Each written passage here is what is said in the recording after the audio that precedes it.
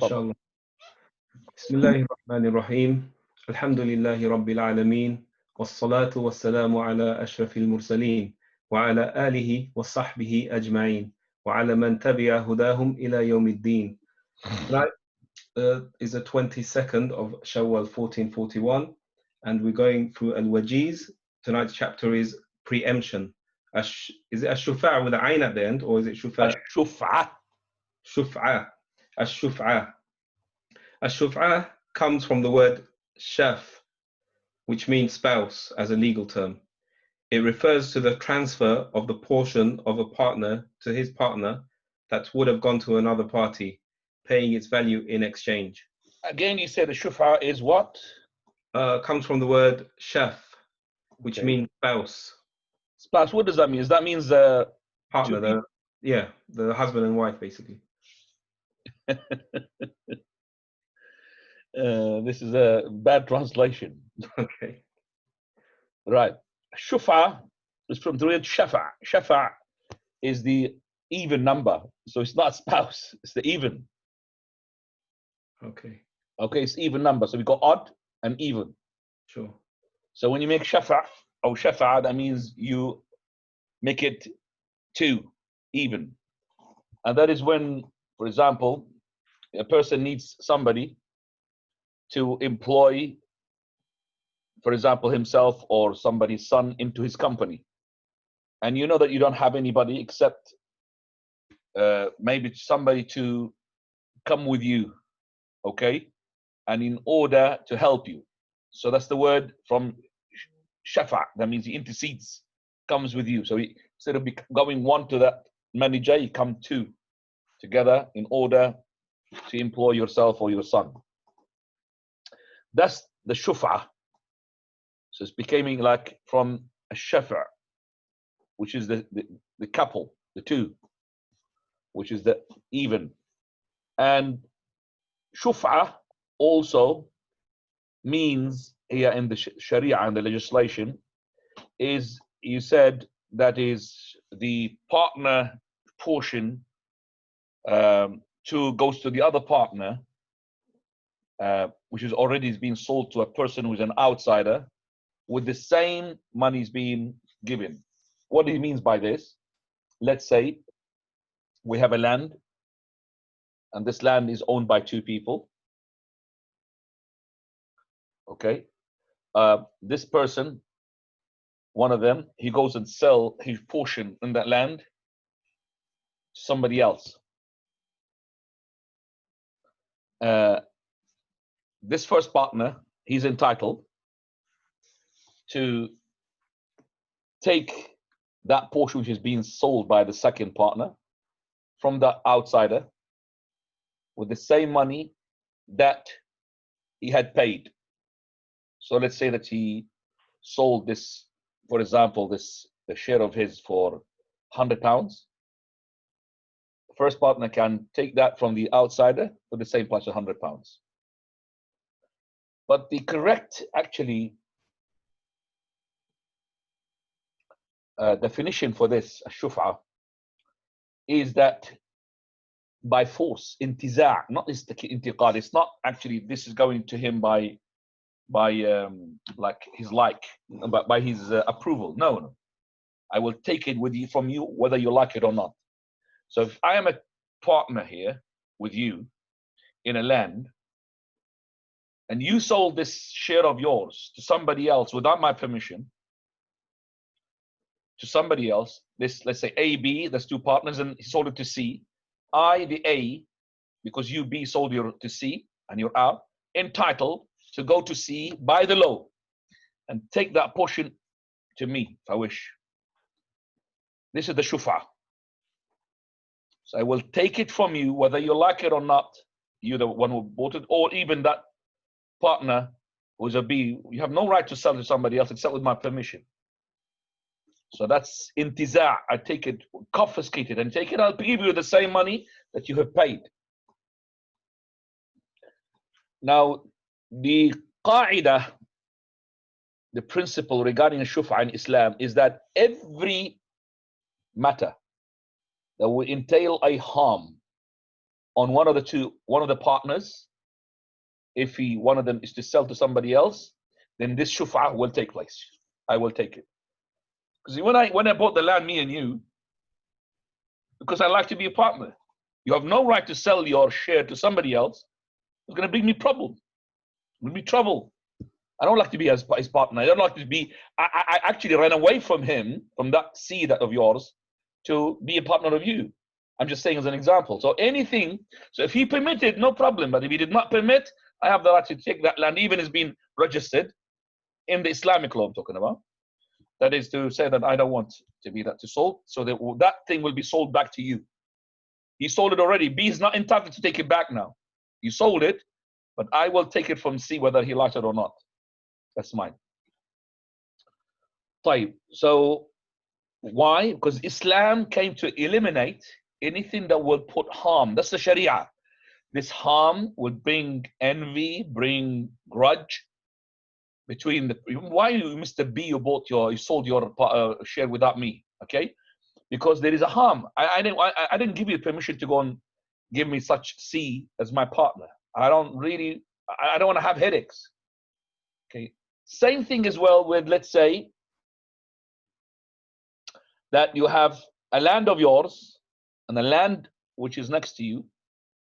Okay. And that land, it's got only one route to it. Not one more road. Not more than one road. One road. So we have, between me and there's a fence. I'm here and you're my neighbor. Okay.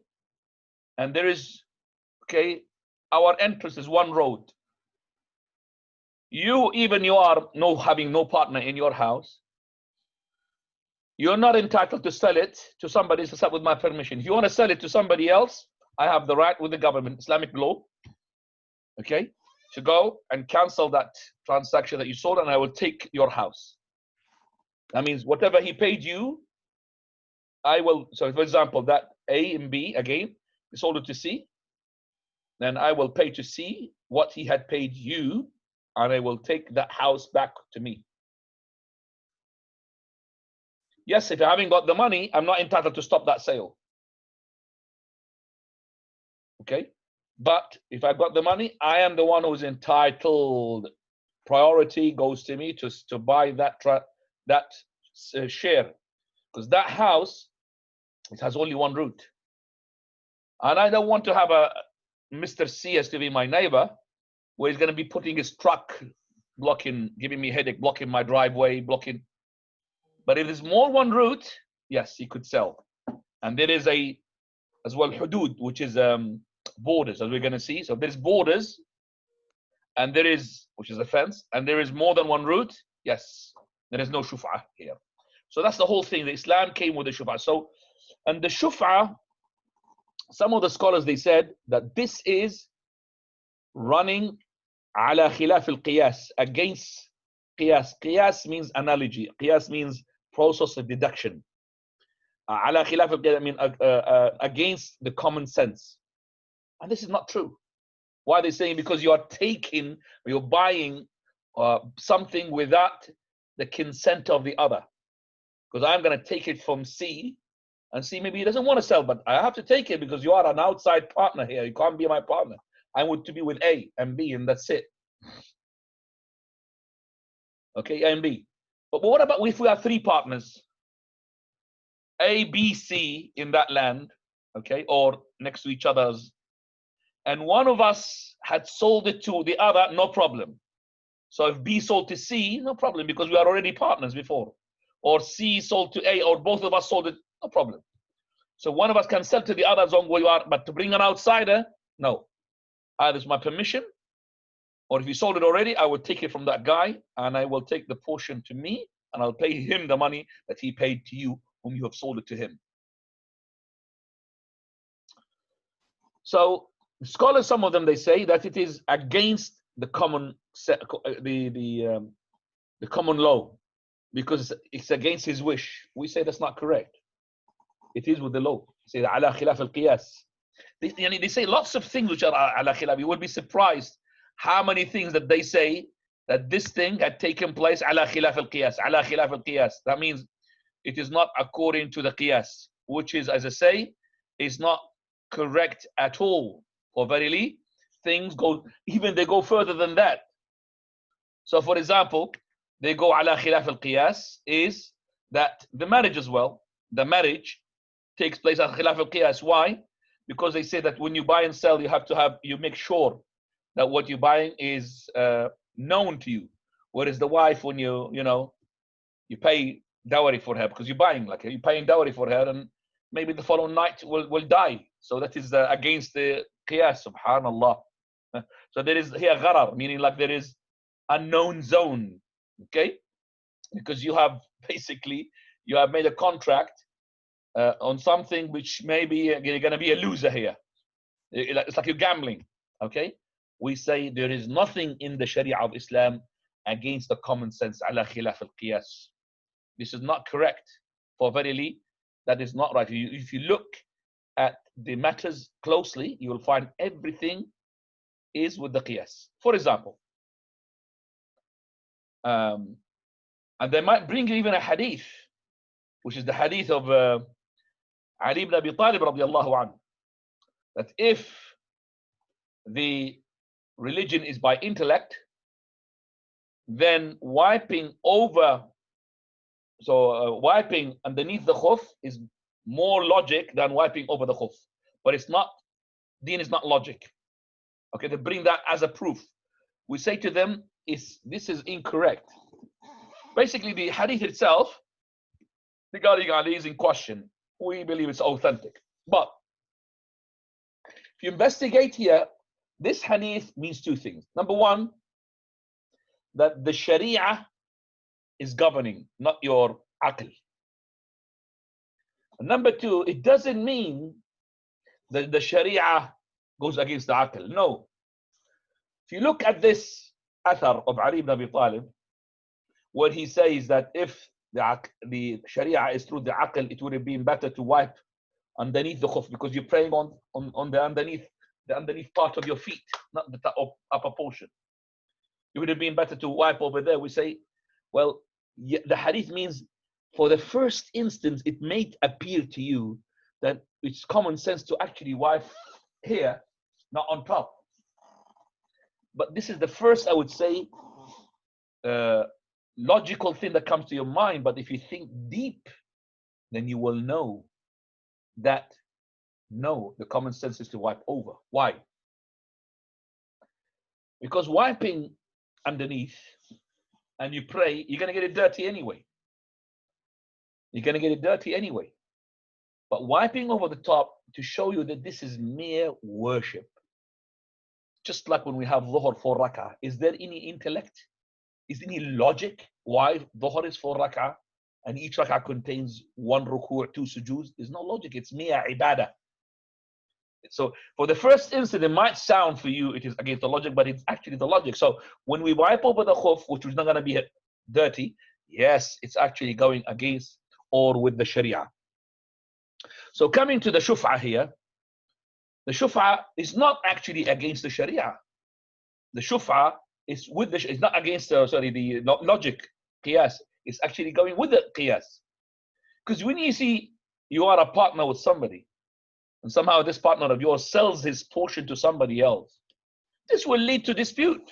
You might bring me a headache. This partner, the new one, is going to bring me headaches, and that's why Sharia came to give priority for me to say, well, whoever you sold it to him, I have the right to go on and take it from him, whether he likes it or not, and pay him the same money that he paid you, because it's a new partner. If it's ABC partners, no problem, because we are partners already. We are partners already. So what about if A or B did not sell it? He's just giving it as a gift to somebody else. Is that allowed? Some scholars say allowed because a gift. No. Sharia says, well, you can give it again. You give it a gift to somebody. I don't like him to be a partner.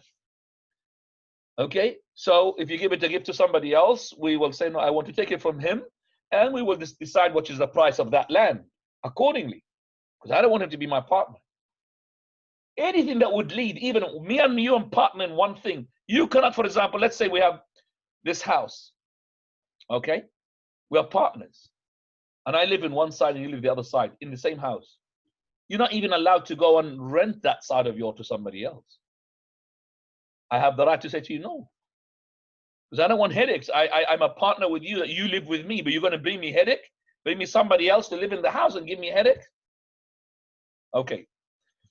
Now, where is the shuf'a? Is it in everything? Or is it to do with the land, or the land which is able to be divided?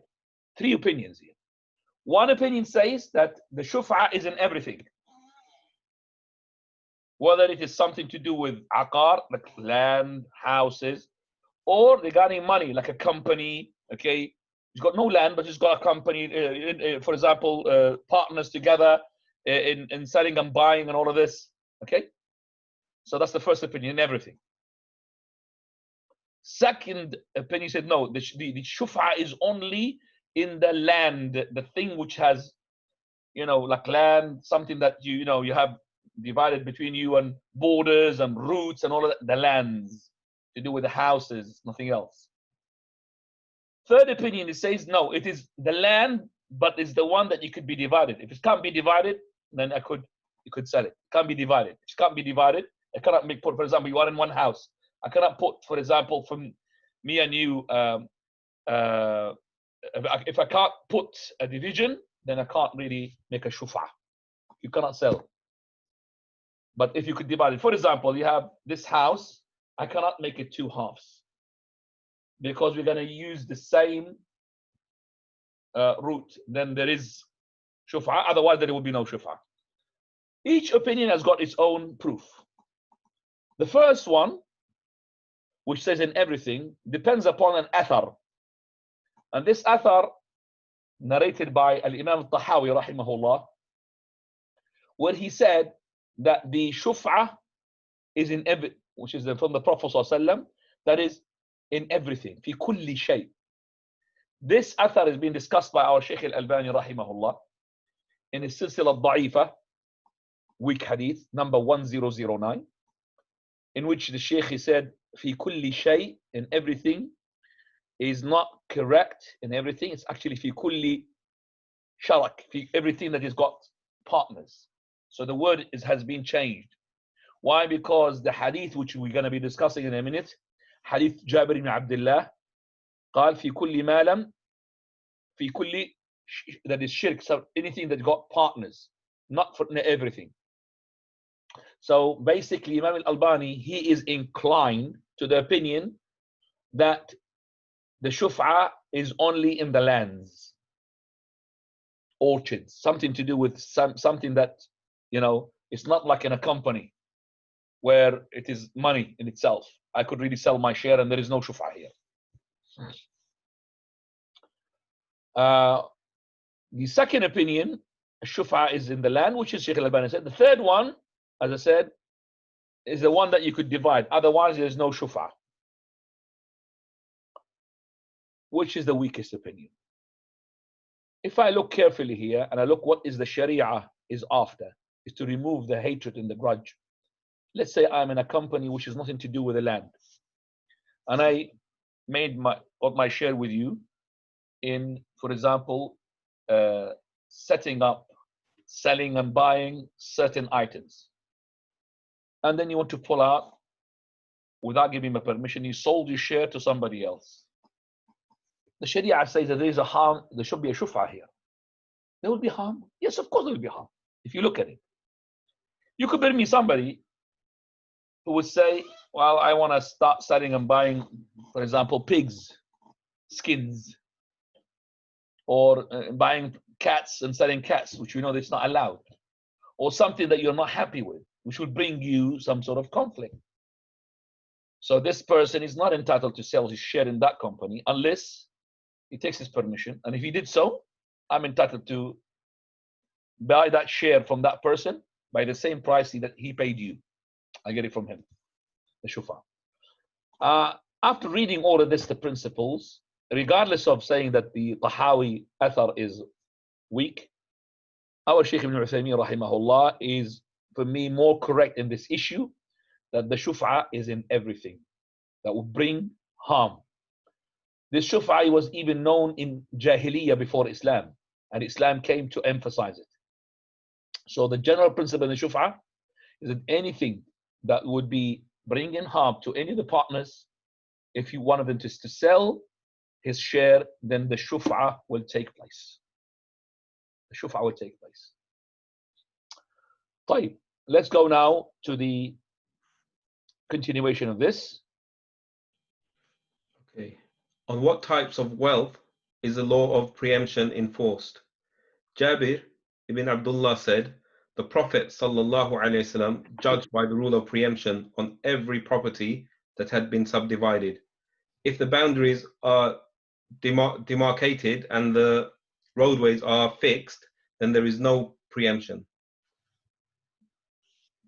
Carry on. Continue, please. Okay. If a person is a partner in a piece of land, a wall, or a house, then it cannot be sold until it is first offered to the partner. If it is sold before offered to the partner, he still has more right to buy it. Jabir narrated that the Messenger of Allah ﷺ said, if a person owns date palms or a piece of land, then he is not to sell it until he offers it to his partner. Abu Rafi' said that the Messenger of Allah ﷺ said, the partner has more right due to his closeness, regardless of what is involved. طيب. We understand from this. Can you translate again the first hadith? Jabir ibn Abdullah, he said, Jabir ibn Abdullah said, the Prophet ﷺ judged by the rule of preemption on every property that had not been subdivided. If the boundaries are demarcated and the roadways are fixed, then there is no preemption.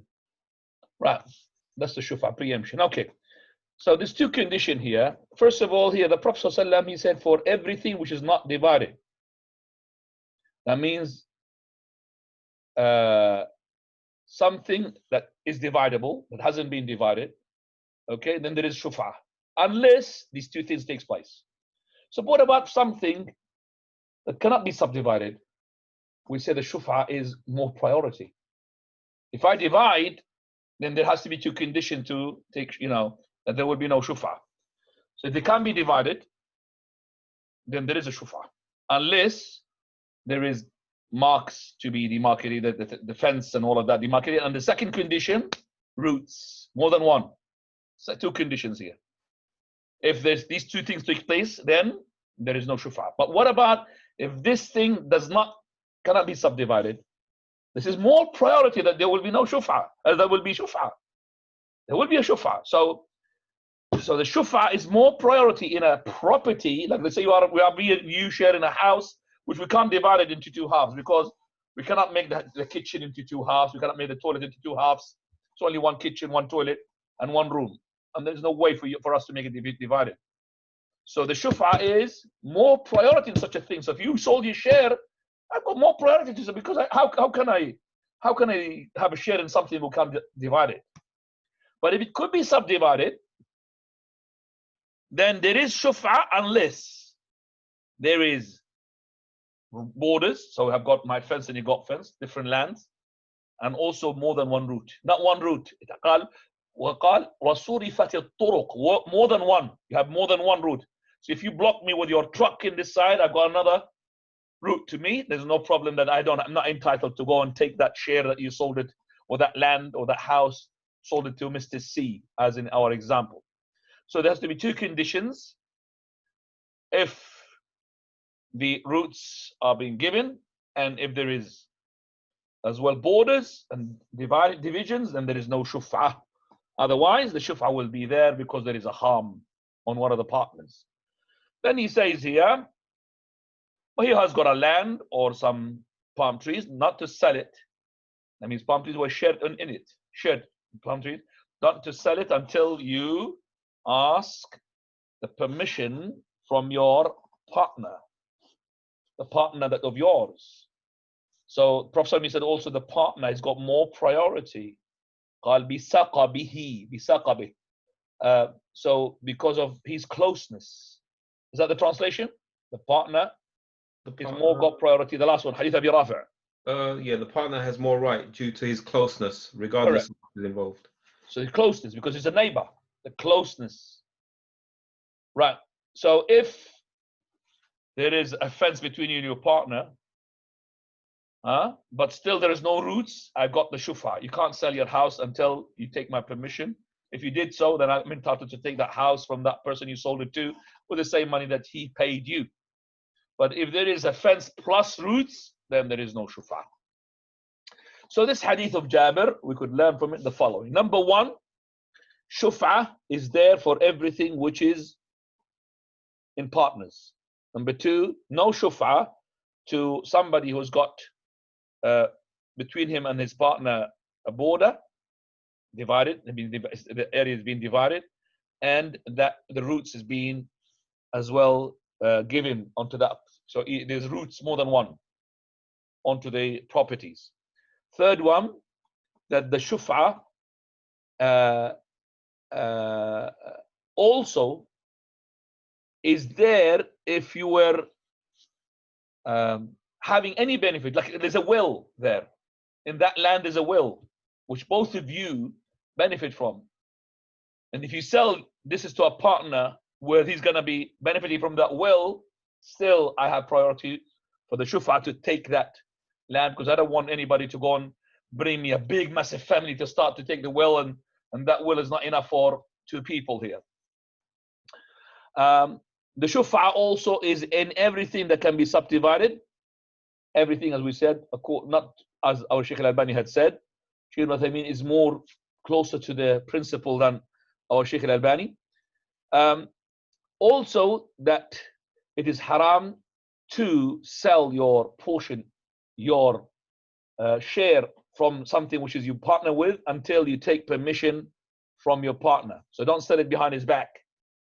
Because in our countries, the neighbor, if he sold his thing to somebody else, they give only 6 months for the neighbor that he's got the right to go and buy that house and take it and put it in his name with the same money that he paid. So somehow they sell it secretly so that he doesn't know. Or if he sells it, he puts a price which is not the true price, a big price. So, for example, that house of his, he sold it for the actual money for 1,000, but he would put in piece of paper what? 5,000, even though he will pay more tax to the government, but he wants to sell for that man, because so if it's 5,000 of the government, so if in order for me to make the shufa and take that house, I have to pay 5,000, which is not the true price. So there's manipulation sometimes. Allah knows what about in the hearts. So if that's another issue that we learned. If the partner had given permission for the shufa, then the shufa will be not there. There is no shufa. If you gave permission,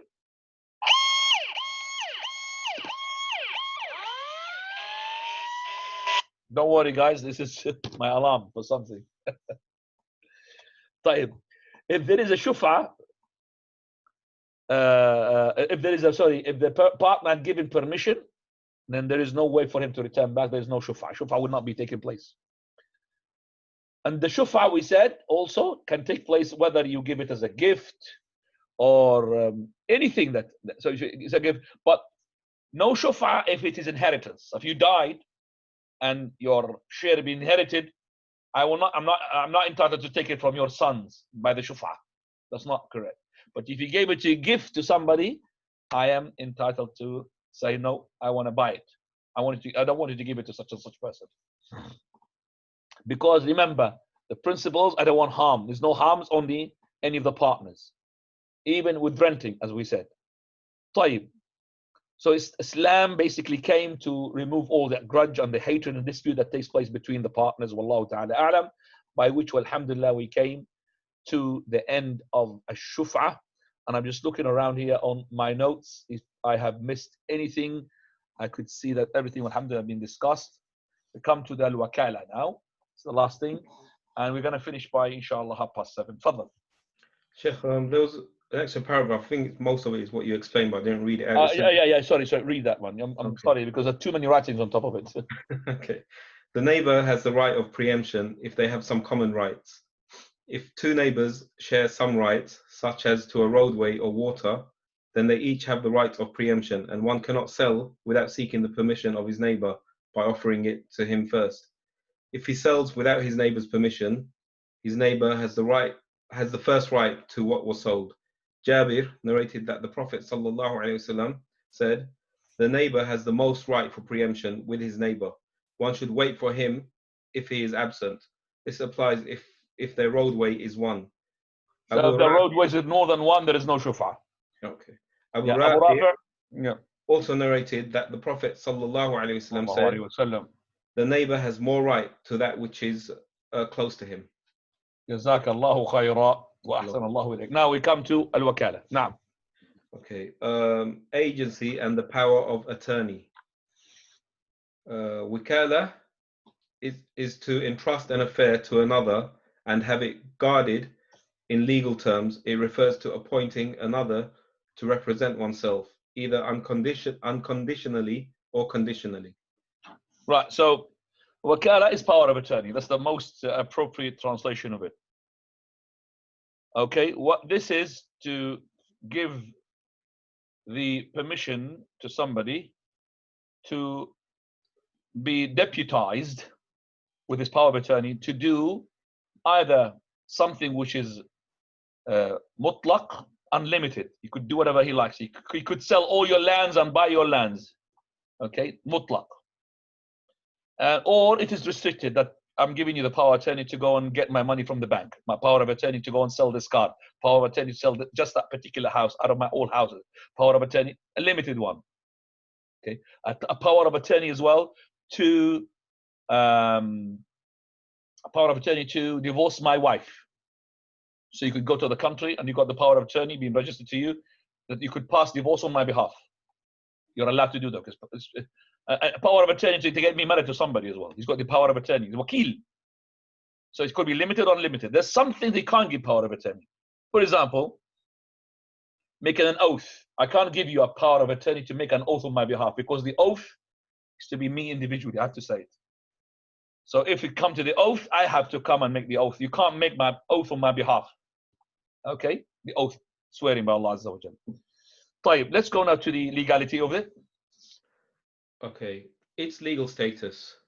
Wakala is sanctioned by the Quran, Sunnah, and consensus. For example, Allah says, translation of which? Translation of which, likewise, we awaken them from their long, deep sleep, that they might question one another. A speaker from among them said, how long have you stayed here? They said, we have stayed perhaps a day or part of a day. They said, your Lord alone knows best how long you have stayed here. So send one of you with this silver coin of yours to the town and let him find out which is the good lawful food and bring some of that to you and let him be careful and let no man know of you. Continue. So this is wakala. So they have those in the cave gave wakala to somebody. So to find out what's happening, they gave him the money they've got to go to the Medina and let's see, let him bring us food and let him to speak in a way which will not bring attention to us. As soon as they went to the city, they found out because they brought money which has been already scrapped a long time ago, 309 years ago. Fine. Let's go now to Abu Rafi. Abu Rafi said the Messenger of Allah ﷺ married Maymuna while he was not in the inviolable state of pilgrimage and consummated it with her while he was not in the inviolable state of pilgrimage. So basically, this is wakala as well. So he made the marriage, which is by wakala, by sending somebody, and then after that, when he was in a state of no ihram, so it says the state of no ihram, isn't it? Yes. Okay. No. And he consummated the marriage. And he says, I was the messenger amongst them, and that is Abu Rafi himself. He was the one being given the power of attorney to make this marriage. Naam. The Prophet ﷺ also gave someone authority to act on his behalf when it came to repaying a debt, implementing... Yep. Repaying a debt, which is when Hadith Abi Hurairah radiallahu anhu, that he gave the power of attorney to his companions to go and pay the debt of his on his behalf to that Bedouin man. Go and look for the best of camels to give it to him, or the same camel that he had lent me. And then if he didn't find, he said, okay, give better age, older, which will be more expensive, to give him for that debt.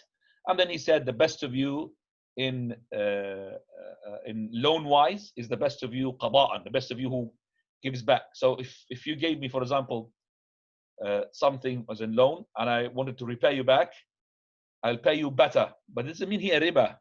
Nothing to be stipulated already in the mind that you're going to give me something better. So you gave me, for example, £1,000. And at the end of the day, after I finished, I gave you the 1,000 and I gave you a laptop, maybe worth 1,000. This is just a jazakallahu khairan. But if it is in a land or in a custom that when the person lends somebody money, the other person has to pay it back plus a gift, becomes riba.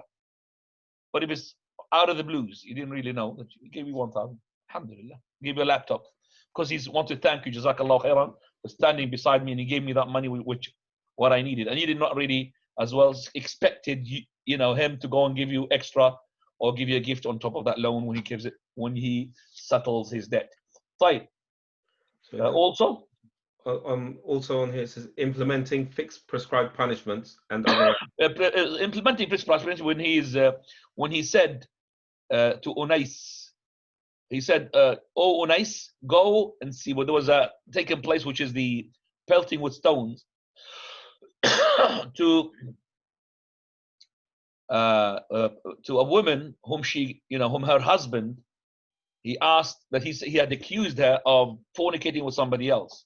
So he made li'an, okay, between them. Anyway, so he said because the child was brought and the child came close. So he said to him, go and see if she brought the child. Look, so if she had confessed that she had fornicated, then as well, pelted with stone. So her husband was confessed, so he was pelted with stone. But his wife, if she confessed, then as well, we will implement the prescribed punishment. So what is the quotation here? Is that the Prophet given a power of attorney to Unais to go and investigate. If that woman, she's done the same crime, which is adultery, then implement the prescribed punishment.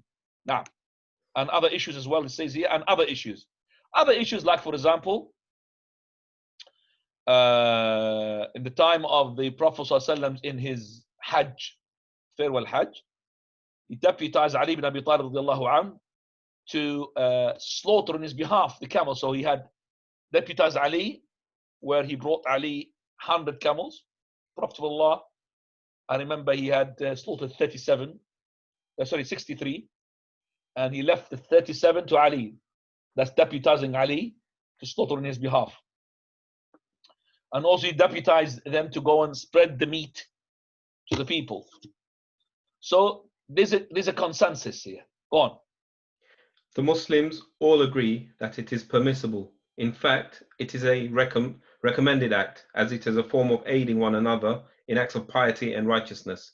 This is so because not everyone is able to directly fulfill all of his affairs, and one sometimes needs to delegate others to act on his behalf. So this is like from Al-Ihsan. So there are lots of transactions we talked about from the Bab Al-Ihsan.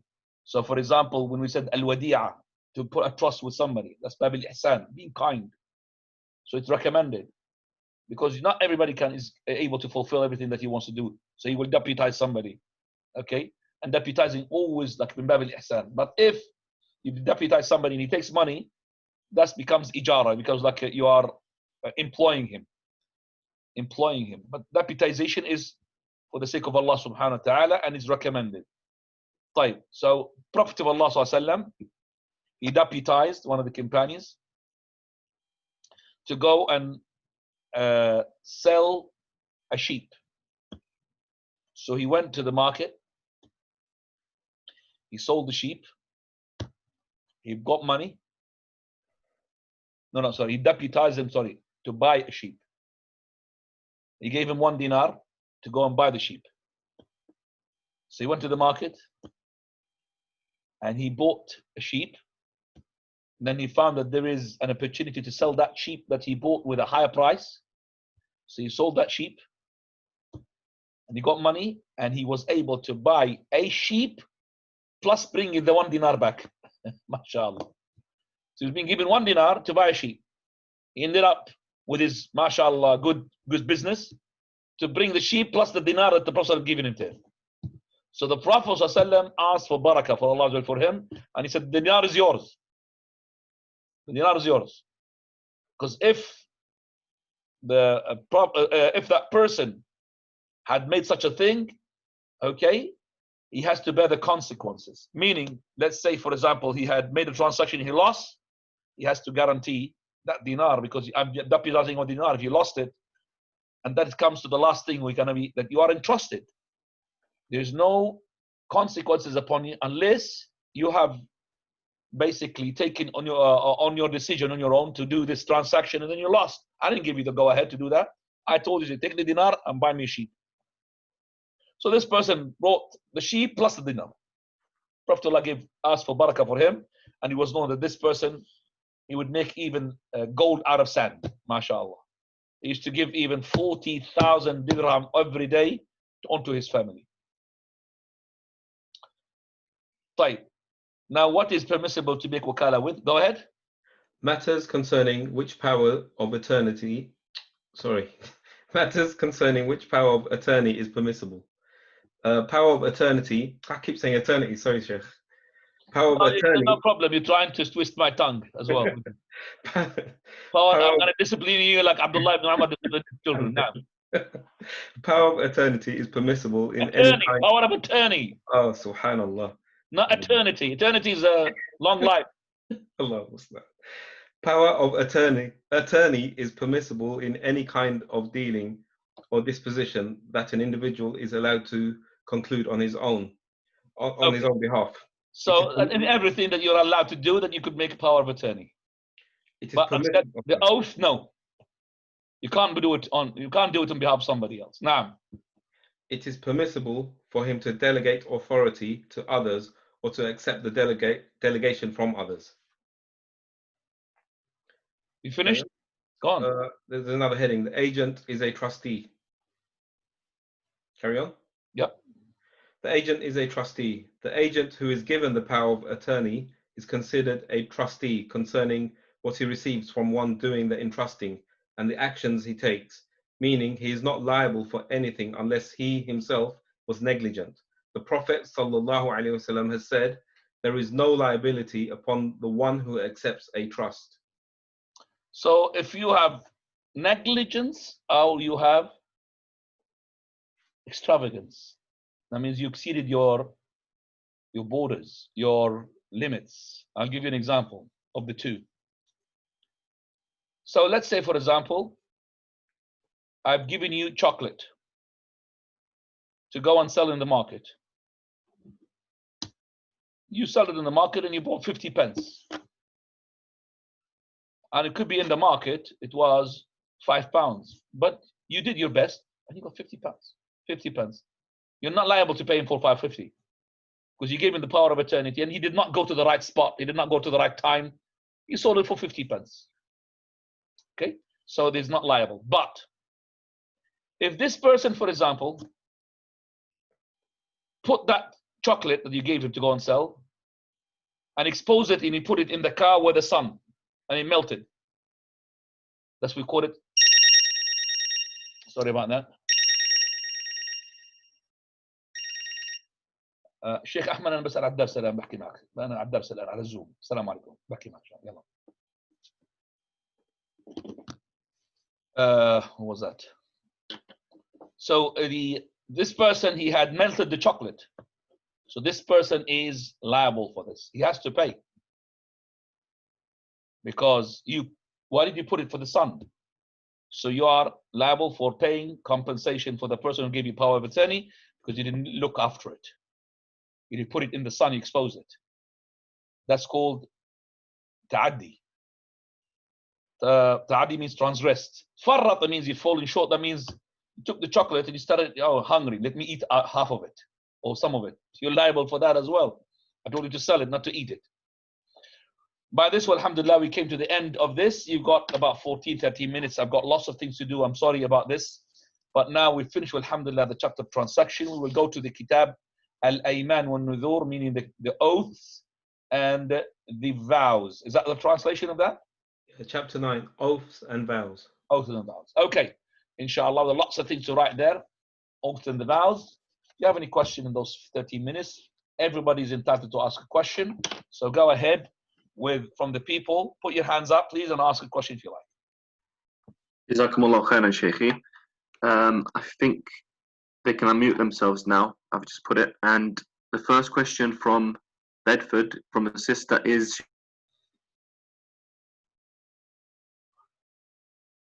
Ahmad, I muted you again.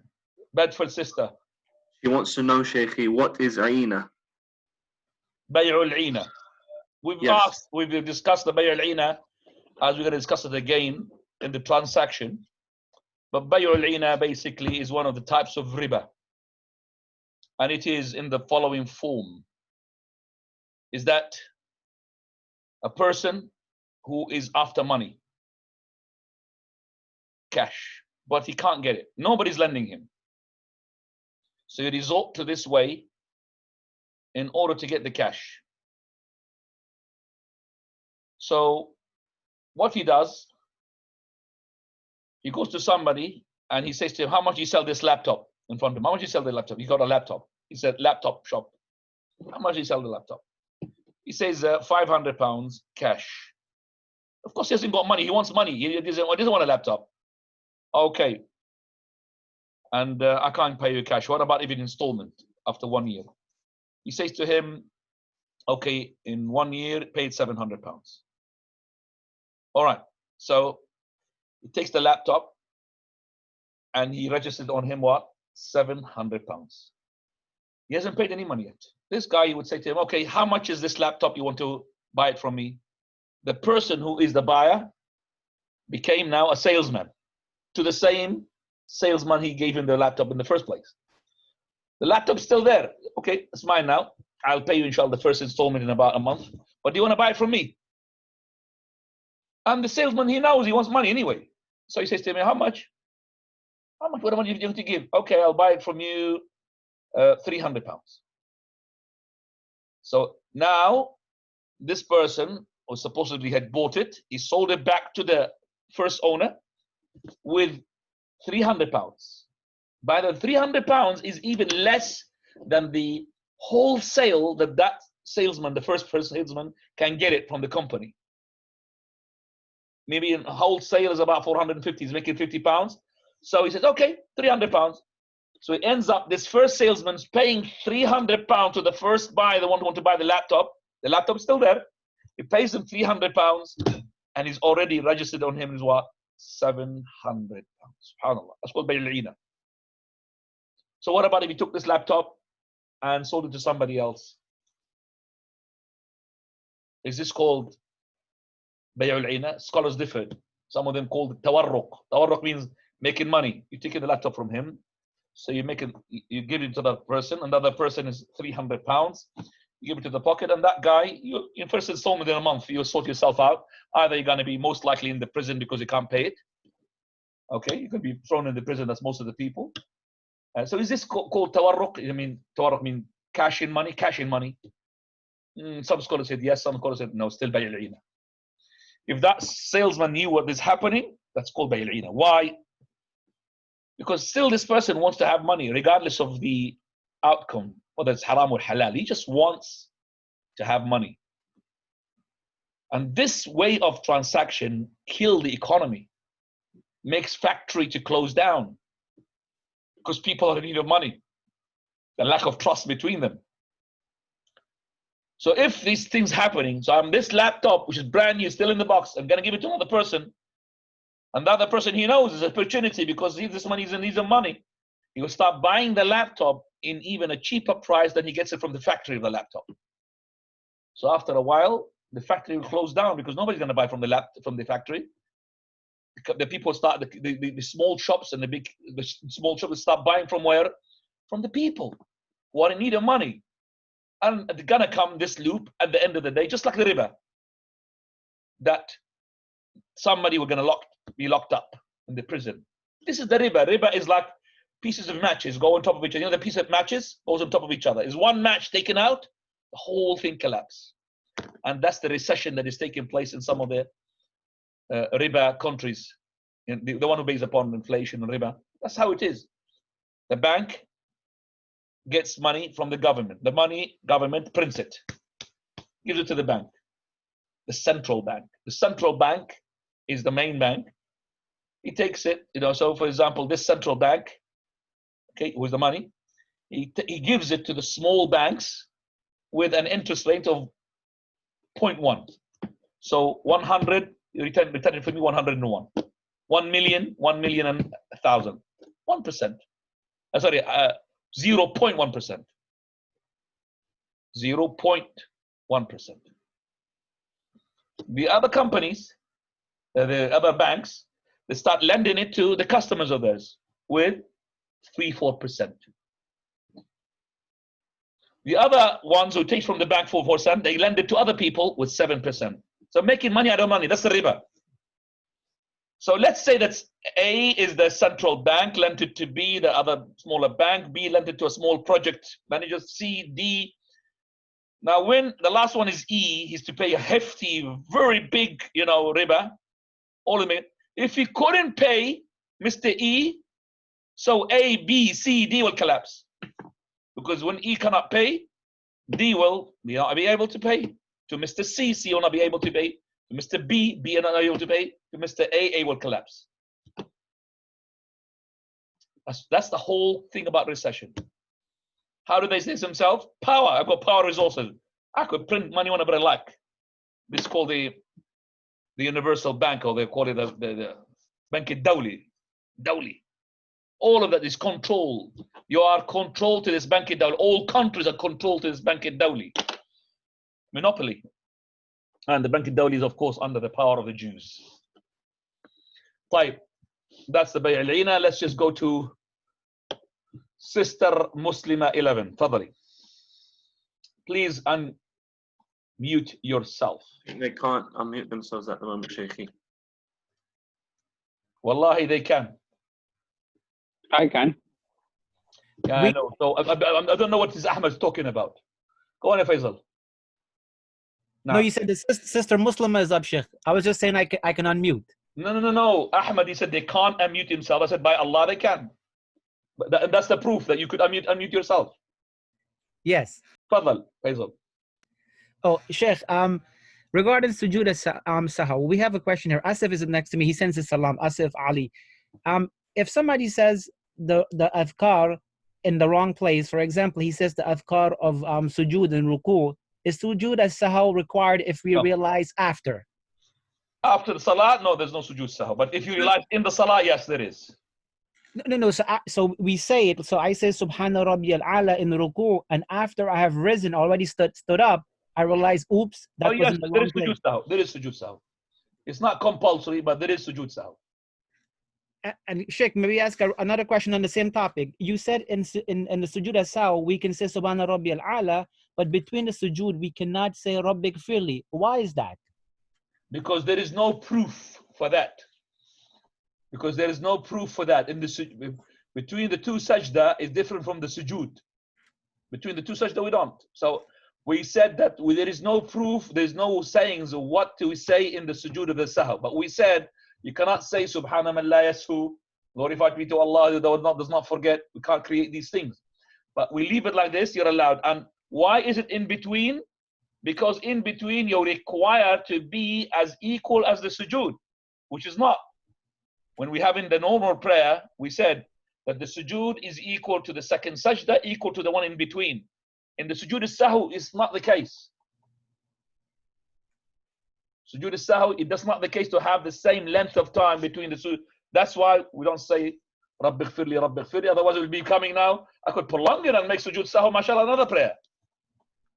Do you understand? Yes, Sheikh. Barakallahu fiqh, Sheikh. Sheikh, barakallahu fiqh. Yalla ya Ahmad, panel. Yes, Shaykhi. Sister wants to know that if she misses the prayer of Maghrib and Isha and Fajr, does she have to make it up in order if she missed all of those? If you missed it, Maghrib and Isha due to reason. Sorry, due to sleep. Huh? She overslept, sorry. I forgot that part. Well, that's a very important part. If she had slept or she forgot, She didn't remember through the time, the prayers.